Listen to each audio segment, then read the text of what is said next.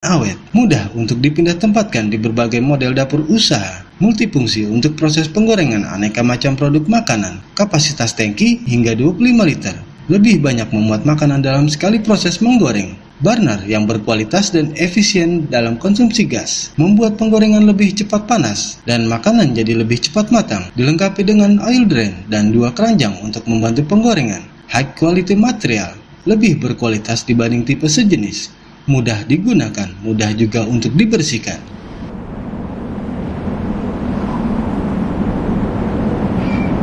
Dapatkan produk ini di toko mesin Maxindo terdekat di kota-kota Anda. Kunjungi situs kami di www.maxindo.com. Maxindo, mesinnya pengusaha sukses. Ingin kebutuhan produksi es yang higienis dan berbentuk sempurna untuk usaha kafe, resto, dan lain-lain, yang simpel, cepat, dan hemat energi? Gunakan mesin es maker MKSIM 22 dari Maxindo. Memproduksi es secara langsung dari galon air mineral. Teknologi inovatif 2-in-1 dengan fitur multiguna, es maker, dan dispenser air. Material mesin dari bahan stainless steel berkualitas yang awet, menghasilkan es dalam 3 bentuk ukuran, yaitu small, medium, dan large. Desain ringkas dan elegan, dapat dipindah tempatkan di dapur atau ruang penyajian. Kapasitas produksi hingga 8 kg es per 24 jam. Konsumsi listrik lebih hemat. Inventaris yang sangat membantu usaha Anda. Dapatkan produk ini di toko mesin Maxindo terdekat di kota-kota Anda. Kunjungi situs kami di www.maxindo.com. Maxindo, mesinnya pengusaha sukses. Untuk ibu-ibu di rumah, ayo membuat aneka produk sajian rumah tangga yang menyehatkan seperti roti, cake, bubur, yogurt, dan lain-lain. Dengan resep dari dapur sendiri, lebih mudah dan menyenangkan dengan mesin Macbread tipe ARDBM 55X dari Maxindo. Multifungsi untuk memasak aneka panggangan dan hidangan sehat di rumah. Desain mesin elegan dengan material standar food grade yang awet dan higienis. Bawel dari bahan teflon berkualitas. Dilengkapi dengan LCD digital dan tombol pengontrol otomatis berupa slide button yang nyaman. Praktis memasak hanya dengan sekali tekan. Multifungsi untuk aneka kebutuhan, mulai dari fungsi otomatis untuk membuat roti, fungsi mixer untuk membuat adonan, fungsi baking untuk pemanggang, fungsi stir fry untuk menumis, fungsi fermentasi untuk mengembangkan adonan, dan fungsi membuat es krim. Dilengkapi 25 menu untuk memasak otomatis dan berbagai fungsi lainnya. Dengan fungsi sensor program yang dikombinasikan dengan timer, dapat membantu proses penggunaan di tengah kesibukan rumah tangga. Konsumsi listrik yang sangat hemat, mudah dan aman digunakan. Pilihan tepat untuk dapur keluarga modern. Gratis ice barrel untuk membuat es krim. Dapatkan produk ini di toko mesin Maxindo terdekat di kota-kota Anda. Kunjungi situs kami di www.maxindo.com. Maxindo, mesinnya pengusaha sukses. Ibadah itu ada dua syarat. Waalaikumsalam warahmatullahi wabarakatuh. Alhamdulillahi rabbil alamin.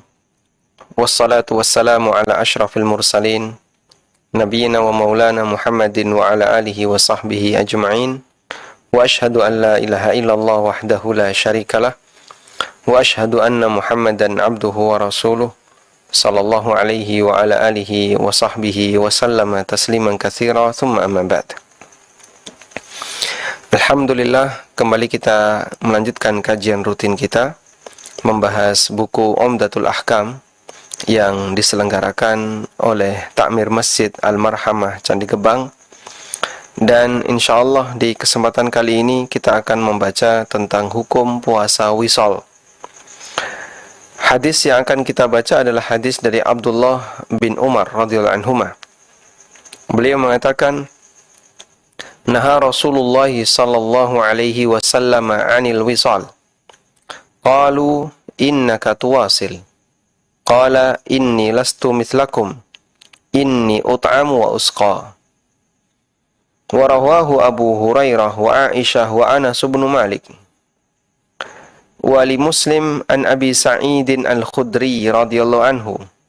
Fa ayyukum arada ay yuwasila falyuwasil ila as-sahar. Abdullah bin Umar radhiyallahu anhu mengatakan, Rasulullah sallallahu alaihi wasallam melarang puasa wisal. Lalu para sahabat bertanya, "Innaka tuwasil, Anda sendiri melakukan wisal?" Qala, Nabi sallallahu alaihi wasallam bersabda, "Inni lastu mithlakum." Aku tidak sebagaimana kalian. Inni ut'amu wa usqa. Aku diberi makan dan diberi minum. Dan hadis ini juga diriwayatkan oleh Abu Hurairah, Aisyah, Anas bin Malik, dan yang lainnya. Radhiyallahu ta'ala anhum ajma'in. Wali Muslim, dan dalam riwayat Muslim dari Abu Sa'id Al-Khudri radhiyallahu anhu, Nabi sallallahu alaihi wasallam bersabda, "Fa ayyukum arada ayyuwasila falyuwasil ila sahar." Siapa di antara kalian yang mau melakukan wisal, maka silahkan wisal sampai sahur. Nah, kita akan melihat tentang hukum puasa wisal. Apa itu wisal? Wisal adalah tatabu'us shaumi min ghairi iftarin bil laili, bihaitsu yasilu shaimu baina yaumaini fala yuftiru wa la yatasahhar. Wisal adalah menyambung puasa hari pertama dengan hari yang kedua, sehingga malam harinya orang yang melakukan wisal itu tidak berbuka dan tidak sahur. Maka dia berpuasa 2 hari selama berturut-turut tanpa berbuka, tanpa sahur. Dan dulu para sahabat, mereka ingin melakukan wisal. Karena mereka adalah orang-orang yang sangat rajin beribadah kepada Allah, sangat giat beribadah kepada Allah, sehingga mereka ingin ketika puasa itu nyambung 2 hari sekaligus.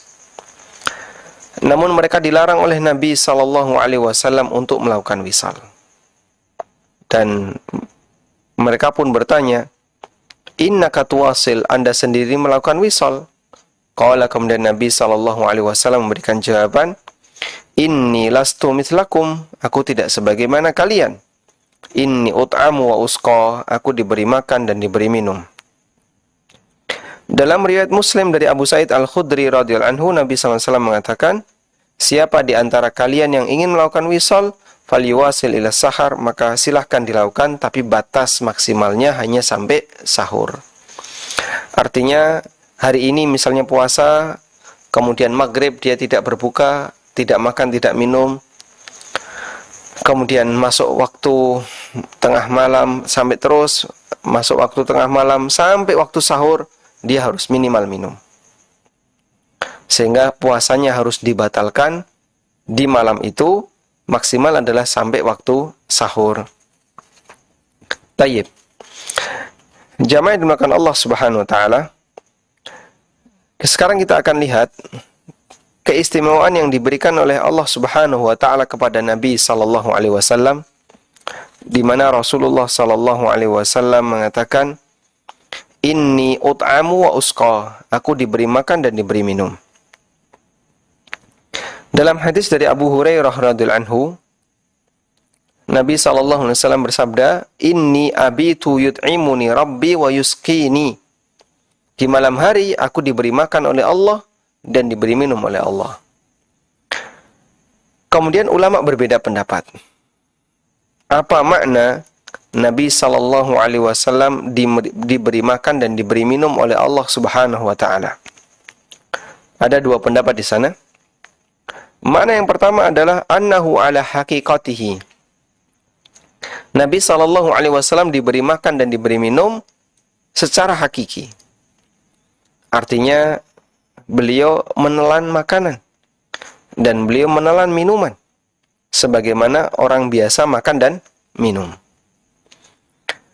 Sehingga makna diberi makan dan diberi minum adalah ta'amun wa syarabun hissi, makanan dan minuman yang konkret, yang fisik, bisa dikunyah, bisa ditelan, masuk ke lambung manusia, masuk ke lambung dan ke saluran pencernaan yang lainnya. La yubtilu siyam. Namun itu ketika terjadi pada Nabi sallallahu alaihi wasallam, ternyata tidak membatalkan puasa beliau, karamatan lahu, sebagai bentuk kemuliaan yang diberikan oleh Allah kepada beliau sallallahu alaihi wasallam. Ats-tsani, kemudian makna yang kedua, yang dimaksud beliau diberi makan dan diberi minum adalah laisa ala haqiqatihi. Makan dan minum di situ bukan makan minum hakiki. Wa innama huwa ta'amun ma'nawi.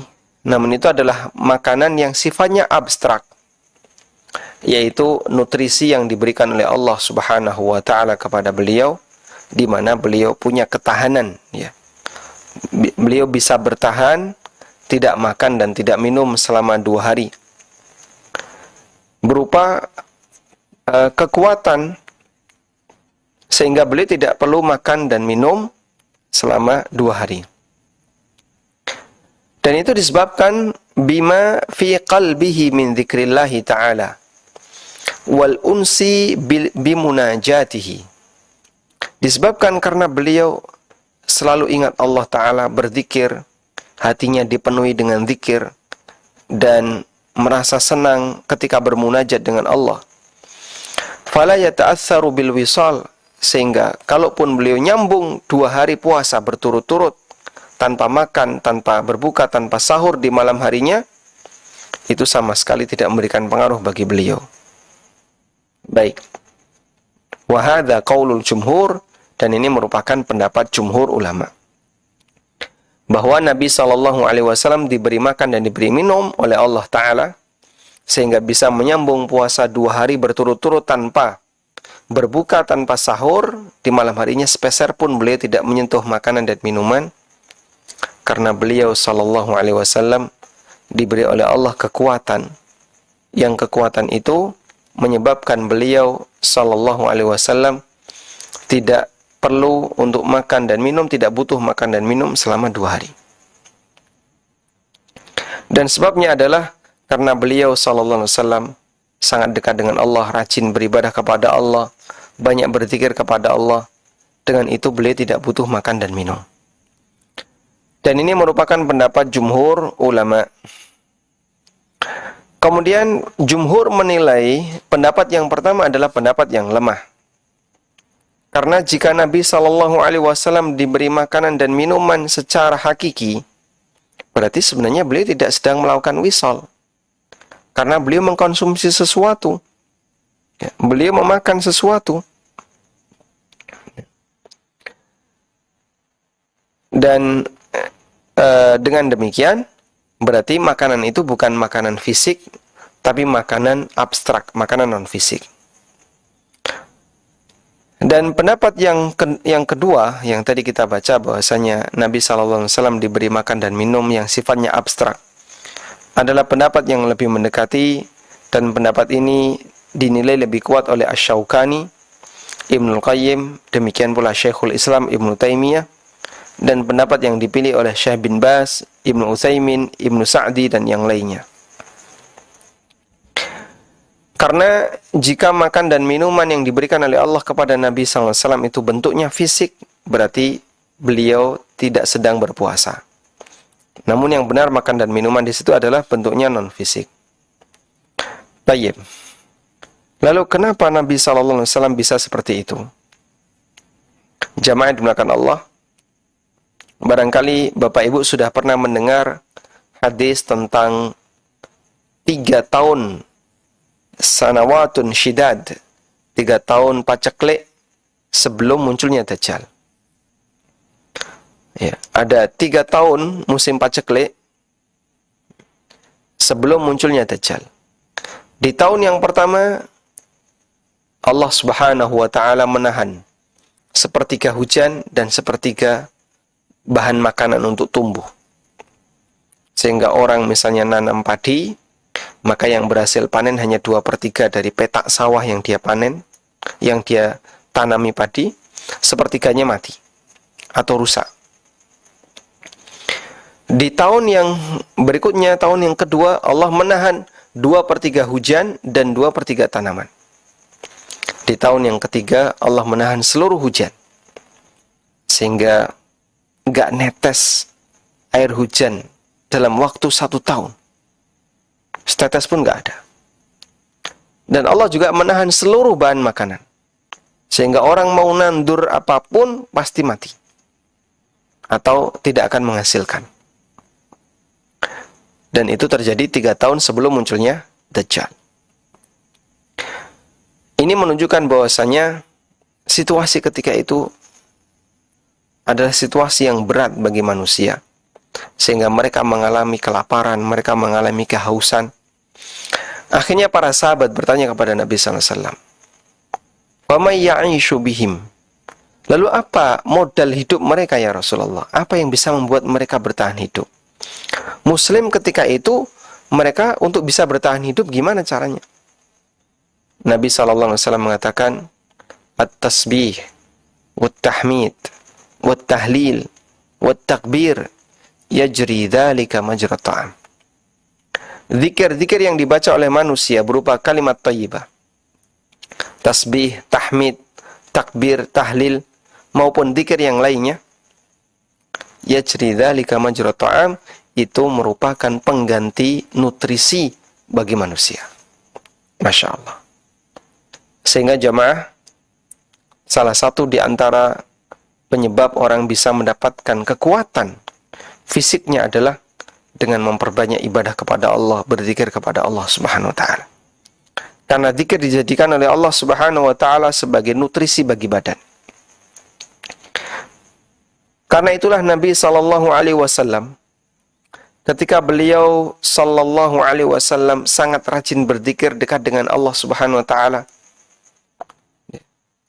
dan bisa menikmati bermunajat dengan Allah sampai Nabi SAW sanggup untuk menyambung puasa hari 1 dengan puasa hari yang berikutnya, yang kedua, tanpa makan, tanpa berbuka, dan tanpa sahur. Dan itulah yang dimaksud dengan al-ghidha'ul badani, ya, nutrisi bagi badan, disebabkan karena dia melakukan ketaatan kepada Allah Subhanahu wa taala. Dan itu bisa kita saksikan, kadang ada sebagian orang yang terlalu sibuk dengan satu aktivitas tertentu, atau dia terlalu bahagia, atau ada suasana di mana dia sangat sibuk. Kadang dia lupa makan, dia lupa minum. Sampai akhirnya dia merasa kelelahan baru makan dan minum. Dan itu bisa terjadi pada manusia. Fakaifa bima yahsulu lahu sallallahu alaihi wasallam an rabbih min ladzatin munajati wal ishtighali bidzikrihi. Jika manusia biasa mungkin untuk melakukan itu, tidak makan, tidak minum, meskipun bukan sampai 2 hari, disebabkan karena kesibukan yang dia lakukan misalnya, maka bagaimana dengan Nabi sallallahu alaihi wasallam ketika beliau sallallahu alaihi wasallam sedang menikmati kelezatan bermunajat dengan Allah Subhanahu wa taala. Nah,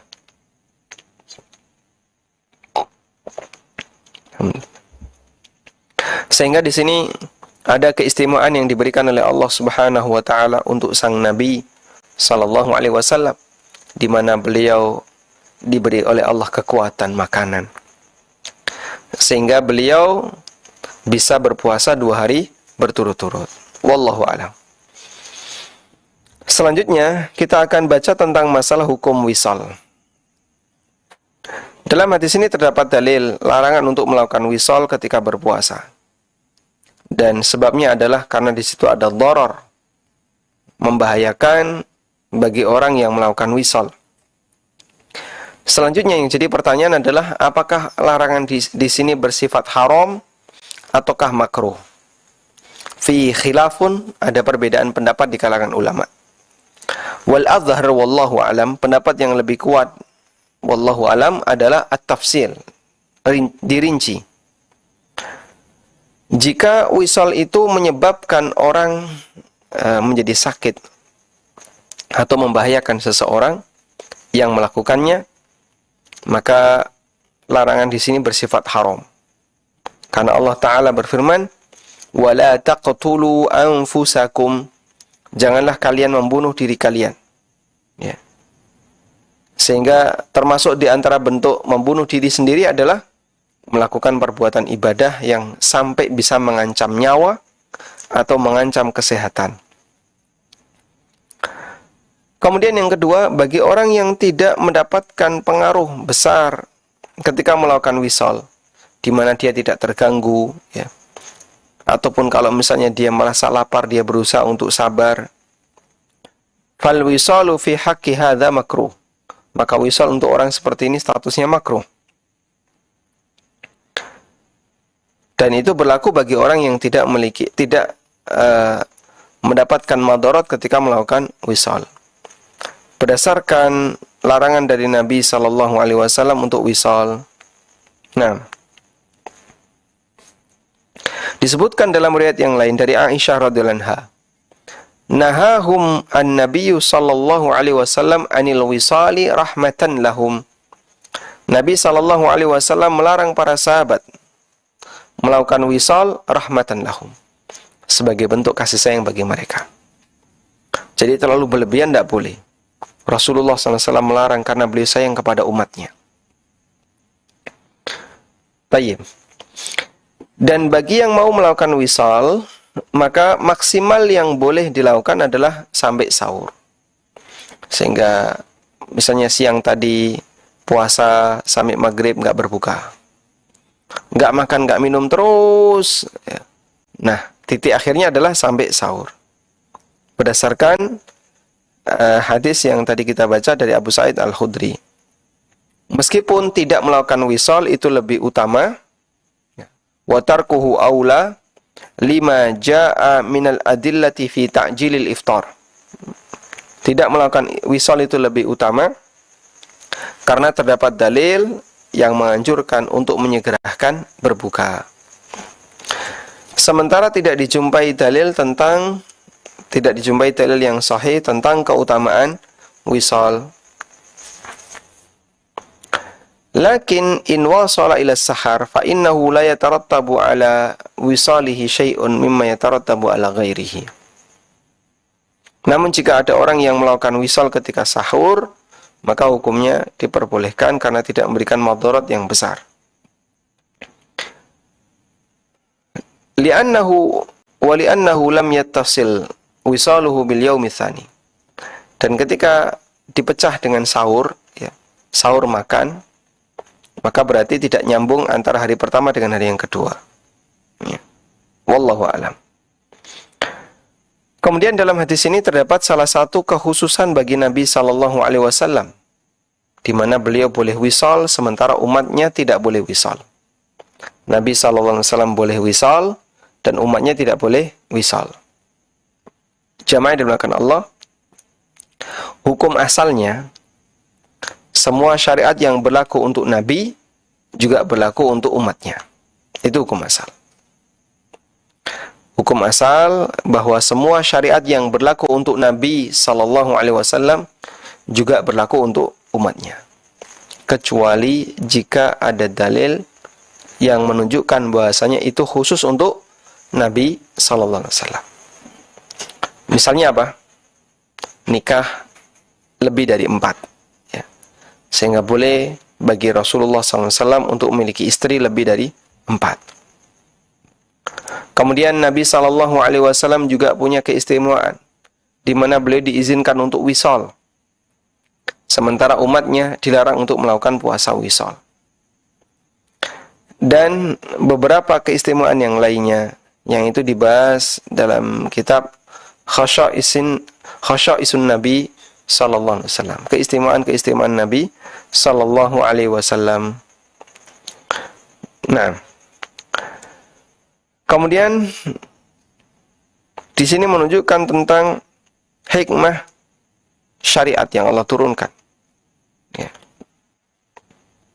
Di mana syariat tidak memberikan kekhususan bagi siapapun dalam masalah hukum illa lima'nan yaqtadihi, kecuali jika ada sebab yang menunjukkan hal itu. Wallahu a'lam. Walhamdulillahirabbil alamin. Selesai di masalah tentang wisal. Dan mungkin di tempat kita praktek wisal ini hampir tidak kita jumpai, ya. Jarang sekali orang melakukan wisal. Sehingga mana yang lebih afdal, wisal ataukah menyegerakan berbuka? Jawabannya menyegerakan berbuka lebih afdal. Kenapa? Karena menyegerakan berbuka maka mengikuti sunnah Nabi sallallahu alaihi wasallam. La yazalun nasu bi khairin ma'ajjalul fitra. Manusia akan senantiasa mendapatkan kebaikan sepanjang mereka menyegerakan berbuka. Dan kemarin sudah kita sampaikan ini, sebabnya adalah karena dengan menyegerakan berbuka berarti dia menjaga kedisiplinan ketika berpuasa. Dan Allah Subhanahu wa ta'ala mencintai ketika hambanya disiplin. Disuruh A, disuruh B, B. Ya. Karena itulah betul apa yang Allah katakan dalam Al-Quran, bahwa yang paling penting dalam beramal adalah memperhatikan kualitas.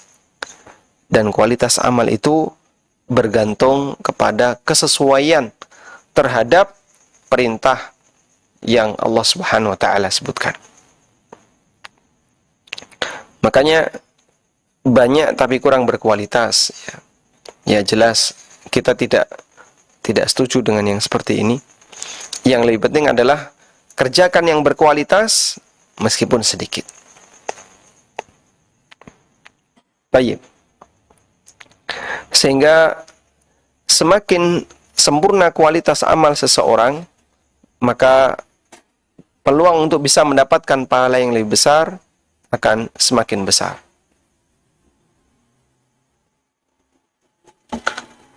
Nah, kemudian kita beralih ke bab berikutnya. Bab berikutnya adalah puasa sunnah yang paling afdol. Babun afdalus siyami wa ghairihi. Bab tentang puasa yang paling afdol dan amalan yang paling afdol lainnya.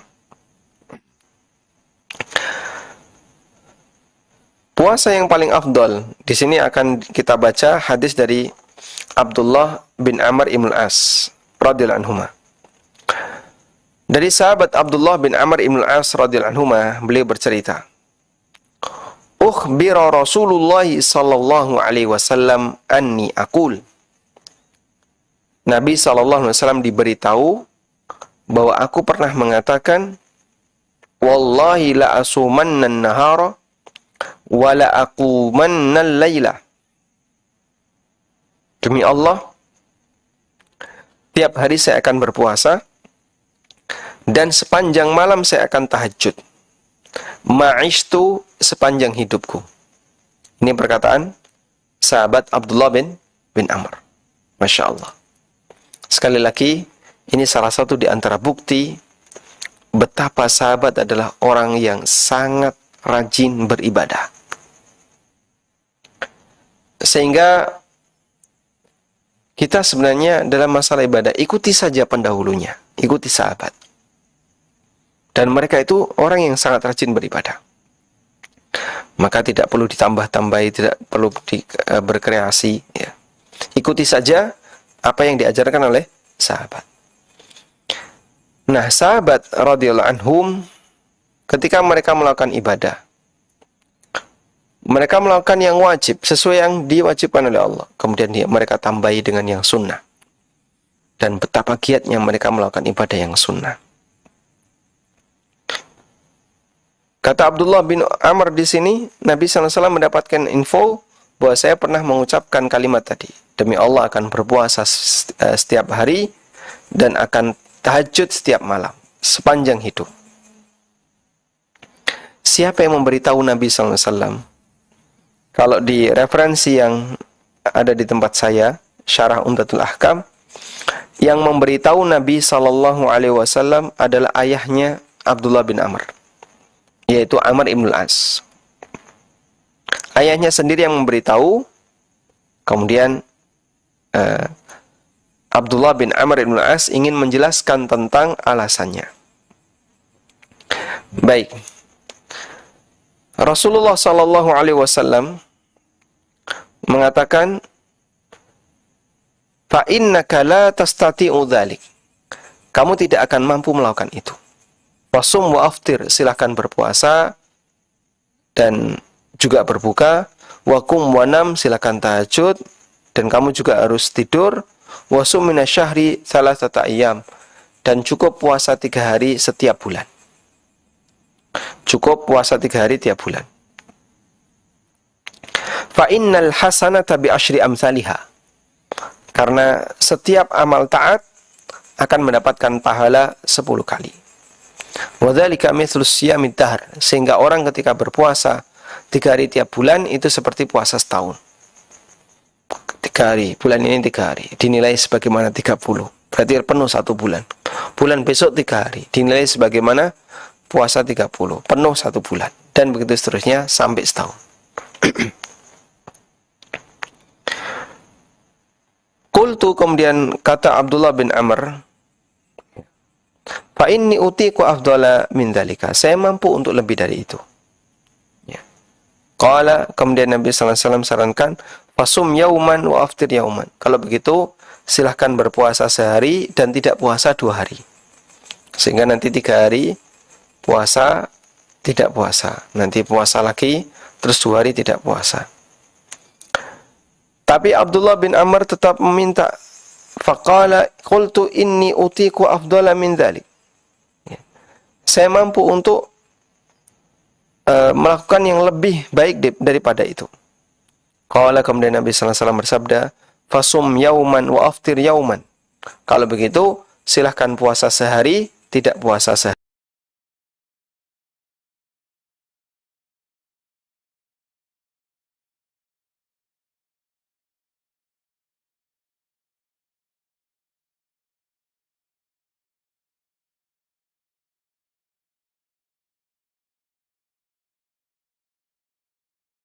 Ayo membuat aneka sajian menyehatkan dari rumah sendiri dengan lebih mudah dan menyenangkan. Bersama Ardin, andalannya alat-alat dapur keluarga Indonesia. Yang lebih bagus daripada puasanya Daud. Syatrad dahri sum yauman wa aftir yauman. Syatrad dahri sum yauman wa aftir yauman. Puasa Daud itu puasa setengah tahun. Karena puasa sehari tidak puasa sehari. Sum yauman wa aftir yauman, berpuasalah sehari dan silahkan tidak puasa sehari. Tayyib. Ini yang disampaikan oleh sahabat Abdullah bin Amr ibn As. Dan sekali lagi ini merupakan bukti bahwa sahabat adalah manusia-manusia yang sangat rajin beribadah. Makanya kita diperintahkan ikuti saja. Jangan membuat sesuatu yang baru. Karena sunnah yang diajarkan Nabi sallallahu alaihi wasallam belum tentu semuanya telah kita amalkan. Namun anehnya, banyak orang yang kadang tidak mengikuti sunnah Nabi sallallahu alaihi wasallam, lalu dia membuat ibadah dengan tata cara sendiri, malah ini yang lebih diunggulkan dibandingkan yang sesuai dengan sunnah Nabi sallallahu alaihi wasallam. Nah, kemudian sahabat Abdullah bin Amr meminta agar beliau diizinkan untuk puasa lebih dari itu. Ya. Kemudian beliau sallallahu alaihi wasallam dikasih saran kalau begitu puasa sehari dan tidak puasa 2 hari. Namun Abdullah tetap ingin lebih dari itu, akhirnya diarahkan puasa Daud. Dan dalam hadis ini dalil bahwa tidak ada puasa yang lebih tinggi dibandingkan puasa Daud, karena itu tidak boleh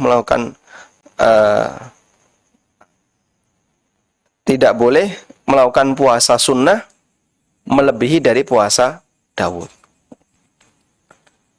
Dijelaskan oleh Ibnu Hazm, jika ada orang yang berpuasa Daud, lalu dia tambahi dengan puasa sunnah yang lain, maka menurut Ibnu Hazm, pahala puasa sunnah yang lain ini malah nanti tidak ada.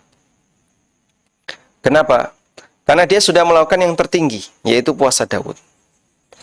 Jika dia tambahi, maka sudah bukan lagi hal yang terbaik. Maka jika dia tambahi, jadi turun nilainya. Sehingga nambahi di sini yang justru malah menyebabkan nilainya turun, menunjukkan kalau dia adalah amal yang tidak diterima. Wallahu ta'ala alam. Karena itu bagi Anda yang sudah menjalani puasa Daud, silahkan dilanjutkan terus, silahkan dilanjutkan. Ya. Dan jangan sampai ditambahi dengan puasa yang lain, misalnya puasa Arafah atau puasa Asyura. Jika memang pada saat Anda sedang tidak berpuasa, itu bertepatan dengan hari itu. Wallahu a'lam. Kemudian sahabat Abdullah bin Amr tetap meminta kepada Nabi SAW untuk melakukan puasa yang lebih banyak dari itu, dan beliau arahkan agar puasa Nabi Daud. Siapakah Daud? Daud huwa ahadu anbiya'i Bani Israel. Beliau termasuk salah satu di antara nabi Bani Israel setelah Musa alaihi salatu wassalam. Kana nabiyan, dan beliau adalah seorang nabi, wa malikan, dan seorang raja, fi Palestina, yang pusat kerajaannya ada di Palestina. Lalu Allah utus beliau untuk menjadi nabi bagi Bani Israel. Ya. Setelah Daud alaihissalam membunuh Jalut, sebagaimana Allah sebutkan dalam Al-Quran. Dan kerajaannya menjadi kuat, dan dia menang ala a'daihi, ketika melawan setiap musuhnya. Allah memberikan kepada beliau kitab Zabur, sebagaimana Allah firmankan di surat An-Nisa, wa ataina Dawuda Zabura, dan aku berikan kepada Daud kitab Zabur. Dan kitab Zabur termasuk salah satu kitab yang turun dari langit, yang jumlahnya 4. Al-Quran, Injil, Taurat, dan Zabur. Dan Daud alaihissalatu wassalam diberi oleh Allah keistimewaan kalau membaca cepat, tapi suaranya merdu. Fakana idza qara'a az-zabura waqafat lahu at-tayr 'ala al-aghsan wa sarat turji'u bi tarji'ihi. Disebutkan dalam riwayat bahwa ketika Nabi Daud alaihissalam membaca Zabur, maka burung-burung itu banyak yang hinggap di dahan sekitarnya, lalu mendengar ya, sebagaimana apa yang dibaca oleh Daud alaihissalatu wassalam. Wa turji'uhu bi tarji'ihi. Mereka membaca zikir sebagaimana Daud membaca zikir. Tayyib. Dan Allah Subhanahu wa taala juga mengajarkan kepada Daud ya, untuk mampu mengendalikan besi, atau wa'alanna lahul hadid. Aku lunakkan besi di hadapan Daud, sehingga beliau bisa membuat dir, baju besi. Kemudian beliau juga bisa membuat berbagai macam senjata yang terbuat dari besi. Dan Allah juga memberikan Daud hikmah dan faslul khitab. Ya. At-Tabari menyebutkan Daud alaihissalatu wassalam usianya 100 tahun. Wa qaddama mulkuhu arba'ina sanatan, sementara kerajaannya bertahan selama 40 tahun. Salawatullahi wassalamu alaih. Semoga Allah Ta'ala mencurahkan salawat dan salam untuk beliau sallallahu alaihi wasallam. Tayyib. Kemudian sahabat Abdullah bin Amr ibn al-As tetap menghendaki lebih, tapi dilarang oleh Nabi sallallahu alaihi wasallam. Karena bagi para sahabat, beramal itu bukan cuman sekali dua kali, tapi terus sampai tua. Disebutkan dalam hadis yang sahih riwayat Bukhari, bahwa ketika sahabat Abdullah bin Amr itu sudah menginjak usia tua, ternyata beliau terus Daud, dari mulai pemuda sampai tua. Lalu beliau mengatakan ketika sudah menginjak usia tua, wa kana Abdullah yaqul ba'da ma kabura. Abdullah mengatakan ketika beliau sudah tua, ya laitani qabiltu rukhsatan Nabi sallallahu alaihi wasallam. Andaikan dulu saya menerima keringanan yang diberikan oleh Nabi sallallahu alaihi wasallam. Sedikit saja, jangan terlalu ngoyo ya, jangan terlalu berlebihan, karena bisa jadi usiamu panjang sehingga di masa-masa tua harus tetap melanjutkan kebiasaan-kebiasaan itu. Dan itulah yang benar.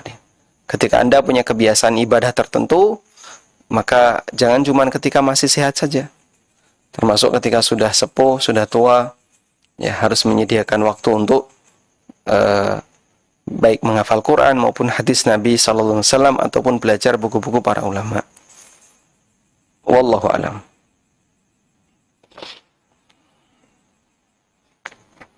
Baik, demikian yang bisa kita sampaikan di kesempatan kali ini. Semoga menjadi ilmu yang bermanfaat. Dan selanjutnya kami persilahkan kepada jamaah bagi yang ingin menyampaikan sesuatu, terutama jamaah al-marhamah, kita beri kesempatan bisa ditulis di kolom chat. Nah,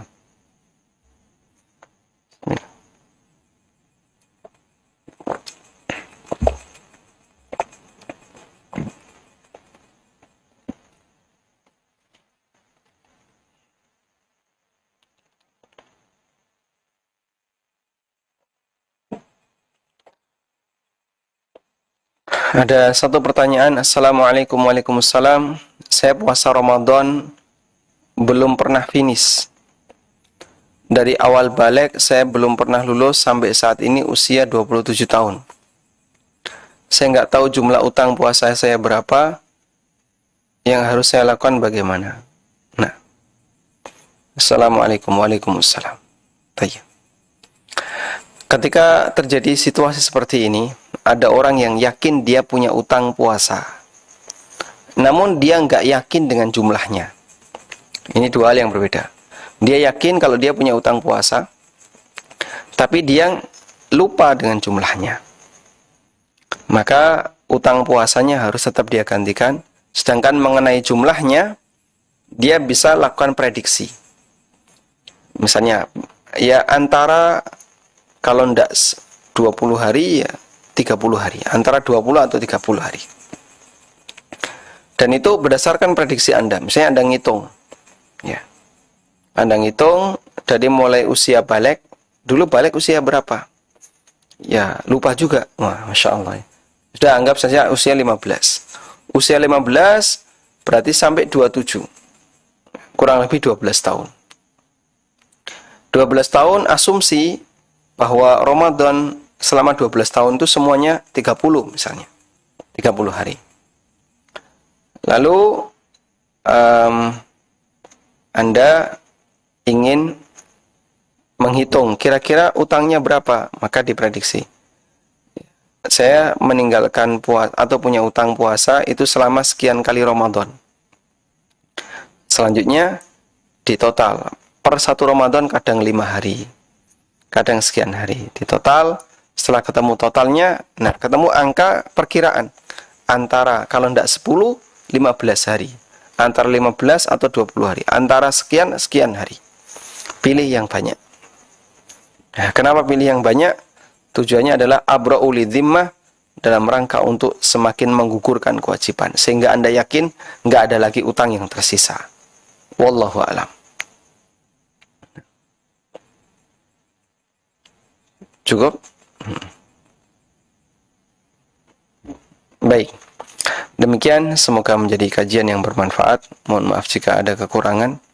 Wassallallahu ala nabiyyina Muhammadin wa ala alihi wa sahbihi wa sallam. Wa akhiru da'wana alhamdulillahi rabbil alamin. Subhanakallahumma wa bihamdika asyhadu an la ilaha illa anta astaghfiruka wa atubu ilaik. Wassalamualaikum warahmatullahi wabarakatuh.